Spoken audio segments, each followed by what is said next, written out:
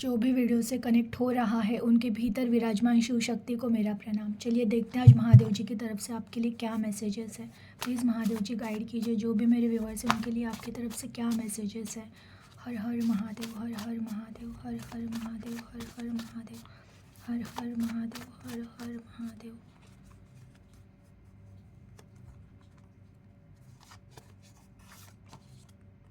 आपका इरादा सही है तो आपके साथ सब सही होगा। दिखावे के प्यार से बचो और अपने भविष्य पर ध्यान दो। निर्णय लेने का समय नहीं है, थोड़ा धीरज रखिए। जो परेशानियां हल नहीं हो रही है उन्हें भगवान के ऊपर सौंप दो। सेहत की ओर ध्यान देने की ज़रूरत है। ओके। खुद पर और अपने इष्ट पर विश्वास रखिए, सब ठीक होगा। अपने जीवन को अपने तरीके से जीना सीखो, अपने भीतर की आवाज़ सुनो। मौन रहने की साधना कीजिए, आपको आपकी आवाज़ सुननी है। ओके। माँ काली का आशीर्वाद आपके साथ सदैव है। एकनिष्ठ रहिए। ओके। चलिए देखते हैं। फर्स्ट मैसेज आया है, आपका इरादा सही है तो आपके साथ सब सही होगा। भगवान जी कह रहे हैं कि किसी अच्छे इरादे से आपने अगर कोई चीज़ शुरू की है, उस चीज़ में किसी के लिए द्वेष ईर्ष्या भाव नहीं है और आपने आपके कल्याण के लिए, आपके फैमिली के कल्याण के लिए, विन लोगों के कल्याण के इरादे से अगर कोई चीज़ की है तो वो ज़रूर कामयाब होगी। तो सही इरादा, अगर आपने जो भी अच्छे इरादे से कोई भी चीज़ अगर स्टार्ट की है तो वो चीज़ आपको सफलता देने वाली है। दिखावे के प्यार से बचो और अपने भविष्य पर ध्यान दो।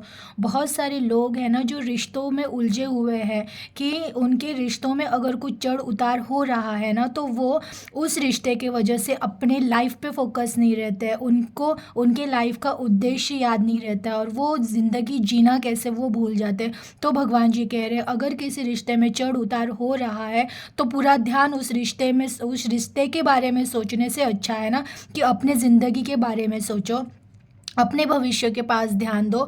अगर हो सकता है आप अपने भविष्य के पास ध्यान दो, आप अपनी खुद की आत्मा के पास ध्यान दो, तो जो उलझा हुआ रिश्ता है ना वो भी ठीक हो जाए। तो पहले रिश्तों के पीछे भागने से अच्छा है ना खुद की आत्मा के पीछे भागो, खुद की आत्मा को उतना स्ट्रांग करो कि आप बाहर से चीज़ें ठीक करने इसके बजाय आप अपने भीतर से चीज़ें स्टार्ट करो ठीक करना। जैसे ही भीतर से चीज़ें, हमारी आत्मा से चीज़ें ठीक करना हम स्टार्ट करते हैं ना तो ऑटोमेटिक बाहर का वातावरण वैसे ही ठीक हो जाता है। तो आपको कहा जा रहा है ना कि रिश्तों के पीछे भागने से अच्छा है कि अपने भविष्य पे ध्यान दे और अपनी आत्मा पे ध्यान दे। निर्णय लेने का समय यह समय नहीं है, थोड़ा धीरज धरिए। अगेन आज जो भी कनेक्ट हो रहा है, आप अभी रिसेंटली 1-2 दिन में कुछ अगर सोचा है, आपने कुछ करना है आपको, तो भगवान जी अब कह रहे अभी थोड़ा रुक जाओ। कुछ कुछ दिन ये अच्छे नहीं है तो आपको आपने जो भी आप सोचा है आपने और वो करने वाले हो तो थोड़ा दिन आपको रुकने के लिए कहा जा रहा है।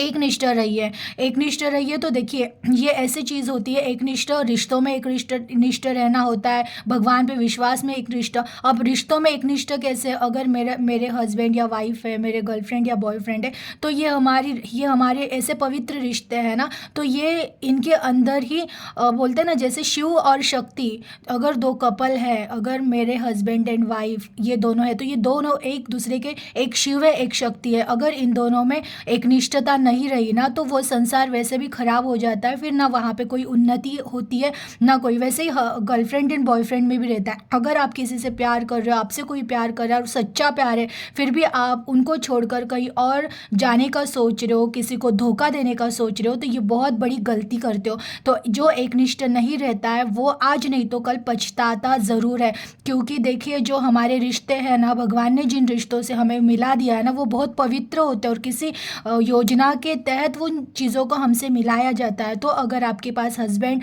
और वाइफ, आप जो भी देख रहे हो, तो आपके ऑपोजिट जो भी है, हस्बैंड है या वाइफ है, गर्लफ्रेंड है या बॉयफ्रेंड है, तो आपको कहा जा रहा है ना कि एकनिष्ठ रहिए। क्योंकि अगर आप एकनिष्ठ नहीं रहोगे ना तो ज़रूर आप पछताओगे, क्योंकि ऑब्वियसली पछताते हैं इंसान, क्योंकि हम ना सच्चा प्यार भाग दौड़ के, मतलब बाहर की दिखावे में पढ़कर कि बाहर का जब कोई लेडीज़ है जो पैसों से, अगर मेरे हस्बैंड के पास पैसे कम है इसलिए मैं कहीं और ध्यान दूँ, किसी के पास ज़्यादा पैसा है इसलिए मैं अगर ध्यान दूँ, तो देखिए पैसा तो आपको ज़िंदगी में सेटिस्फाइड कभी करेगा नहीं। भले आपको पैसा मिल भी गया ना, तो भी आप लाइफ टाइम उस पैसों से सेटिस्फाइड नहीं रहोगे। इवन आदमी है कि चलो वाइफ से बोर हो गए हो, वो उतनी अब अच्छी दिख नहीं रही है, और फिर आपका ध्यान अगर भटक रहा है, तो देखिए कोई भी चीज़ है ना ज़्यादा दिन तक हमें अट्रैक्ट करके, या वो बोलते हैं ना कि वो सेटिस्फेक्शन नहीं दे सकती, लेकिन सच्चा प्यार ज़िंदगी भर हमारे साथ रहता है। हर सुख दुख में सच्चा प्यार ही हमारा साथ देता है। तो अगर आपकी हस्बैंड एंड वाइफ है तो आपको उनके साथ अच्छे रिश्ते में एक निष्ठ रहना है। अगेन आपके पास अगर गर्लफ्रेंड या बॉयफ्रेंड है तो आपको उनके साथ एकनिष्ठ रहना है, आपका ध्यान भटकाना नहीं है, क्योंकि ये कलयुग है। मैं हमेशा कहती हूँ ये कलयुग चल रहा है। यहाँ अगर आपको कोई सच्चा रिश्ता मिला है ना, तो उसको संभाल के रखिए। अगर ये रिश्ता खो गया ना, तो आप कहीं के नहीं रहोगे, क्योंकि लाइफ में पैसा आता जाता रहेगा। हम पैसा प्यार के साथ भी कमा सकते हैं, लेकिन प्यार एक बार ज़िंदगी से चला गया ना, तो फिर ज़िंदगी में कुछ नहीं रहता है। तो जो भी हमारे पास रिश्ता है ना, उन रिश्तों की कदर करो और उन रिश्तों को खोने से डरो कि, और ऐसे भी है कि देखिए कोई कोई है कि प्यार में है बट वैल्यू नहीं कर रहे हैं। हम जिनसे प्यार कर रहे हैं वो हमारी वैल्यू नहीं कर रहे, तो उन रिश्तों को पकड़ के भी नहीं बैठना होता है। तो जो प्यार है आपके पास वो आपको रिस्पेक्ट दे रहे, आपकी कदर कर रहे हैं ना, तो उन रिश्तों को आपको नहीं गंवाना है, उनके साथ एकनिष्ठ रहना। इवन हमारे माता पिता भी, ये भी हमसे बहुत प्यार कर रहे होते, तो हमें उनकी भी सेवा करनी होती है, उनके साथ भी हमें एकनिष्ठ, हमारा धर्म होता है बेटी का बेटे का, तो वो धर्म निभाना भी एकनिष्ठता होती है। तो आपको एकनिष्ठ रहना है हर परिवार के हर सदस्य के साथ।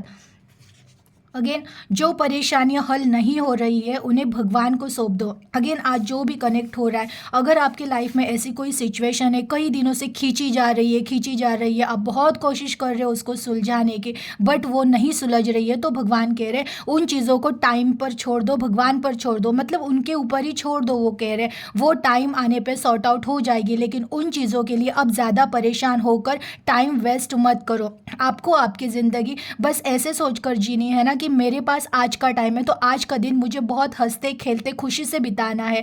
हमें कल के ज़िंदगी के बारे में नहीं पता है हमारे साथ कल क्या होगा, लेकिन हमारे पास ये होता है कि मेरे पास आज है, तो मुझे आज में जीना है, मुझे आज में हैप्पी रहना है। तो आपको भगवान जी कह रहे हैं कि कई दिनों से अगर कोई परेशानी आपकी लाइफ में चल रही है, उसका हल आपको मिल नहीं रहा है, तो आपको उन चीज़ों के पीछे भागने से, अपना टाइम वेस्ट करने से, स्ट्रेस लेने से, टेंशन लेने से बचना है। उन चीज़ों के पीछे भागना बंद करो, रिलैक्स हो जाओ, शांत हो जाओ, और उन चीज़ों को मेरे चरणों में छोड़ दो। टाइम आने पे वो चीज़ें मैं सही कर दूंगा।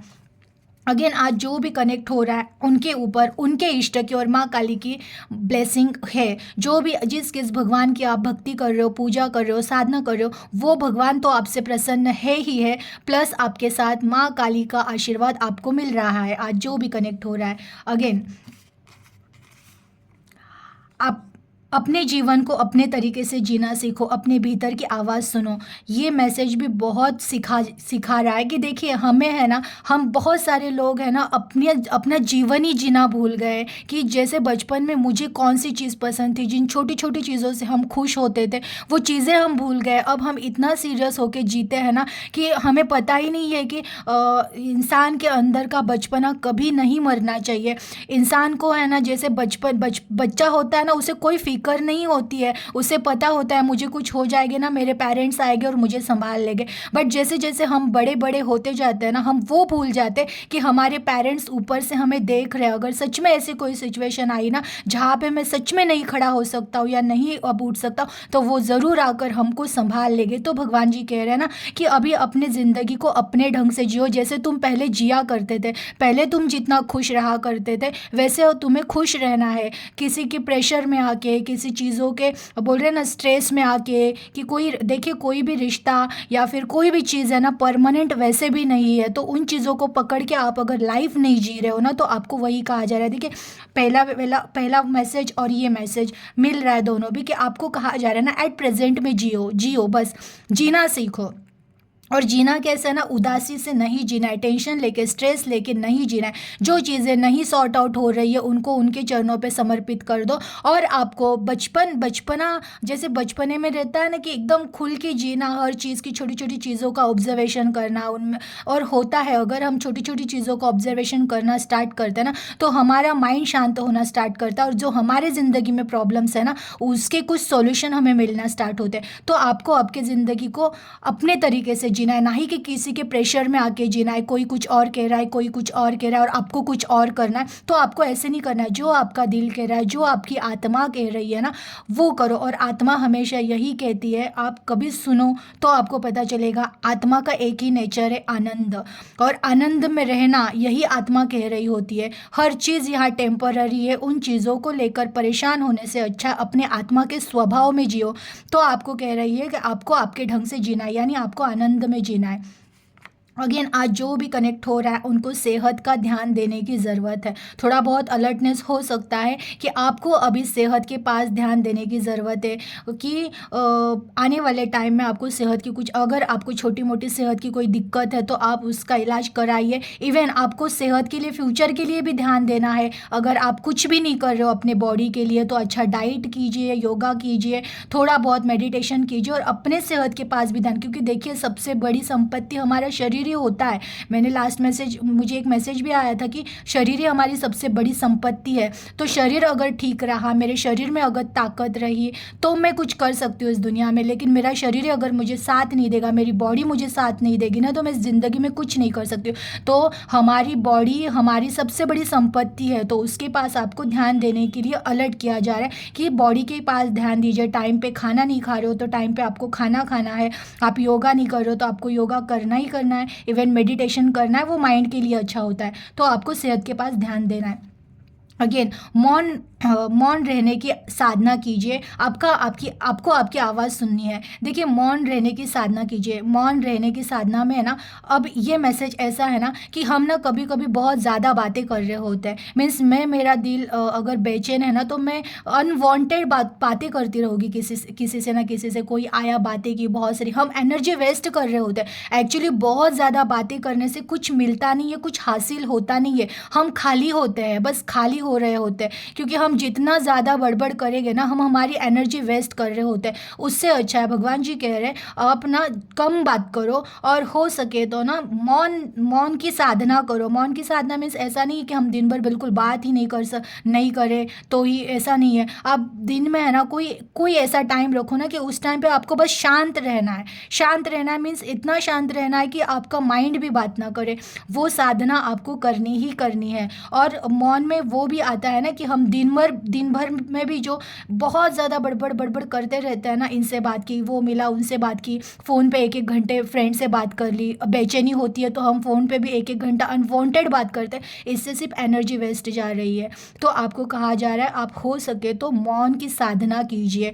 दिन में कुछ घंटे आपको मौन रखना ही रखना है। ये आपके लिए अच्छा होगा, आपकी आत्मा के लिए अच्छा होगा। बहुत पॉजिटिव मैसेजेस थे, प्लीज़ क्लेम कर दीजिएगा और अपना ख्याल रखिएगा। हर हर महादेव।